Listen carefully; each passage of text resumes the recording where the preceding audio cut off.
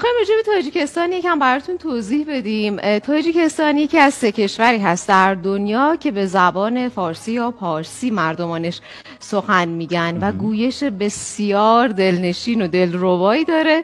چون برنامه فوتبالی هست میخوام چند تا از این اصطلاحاتشون رو بهتون بگم. مثلا شما فکر کنید که به کورنر میگن کنجی. چقدر قشنگه. ضربه از کنجی. جناح چپ مثلا کورنر زده میشه، از کنجی چپ بله. ضربه زده یا میشه. مثلا به تیم میگن دسته. بله. و از این دست اصطلاحات خیلی زیاد دارن که اصلا خاص به خودشون. موقعیت چی میگن؟ این چیز جالبی. امکانیات. درست گفتم.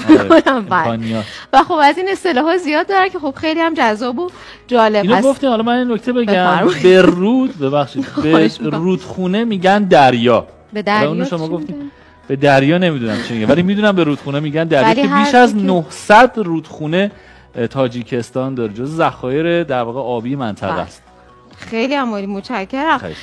حالا خود کلمه تاجیکستان ترکیب شده از 2 واژه تاجیک و ستان. هر جا پسوند ستان بیاد به معنای سرزمین هست و تاجیکستان میشه حالا سرزمین تاجیک‌ها، افغانستان میشه سرزمین افغان‌ها و به همین ترتیب تمام کشورهایی که میدونیم که این پسوند رو دارن. کوچکترین کشور کوهستانی در آسیای مرکزی هست و هم مرز با افغانستان، قرقیزستان، ازبکستان و چین. حالا یه نکته جالب بهتون بگم که تاجیکستان در زمان فروپاشی شوروی استقلال خودش رو پیدا میکنه. یعنی در سال 1991 میخوام بهتون بگم که سن استقلال تاجیکستان برابر با سن من. تقریبا 33 سال میشه. درسته؟ 32 خیره شده. 32 خیره شده. 32 33 سال. بله. به مهرآور کشور تاجیکستان افتخار میکنم. من به اون گزارشش که در بازی قطر و اردن کرد افتخار میکنم.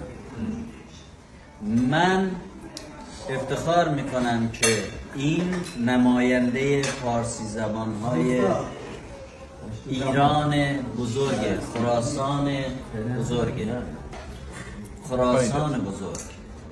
یادتون باشه، خراسان بزرگ، ایران بزرگ الان نماد فرهنگش، نماد زبانیش، نماد گویشش این دوستان ما در تاجیکستان. به جای کورنر میگه ضربه کنجی. حالا تو دیگه بقیه شو بفهم.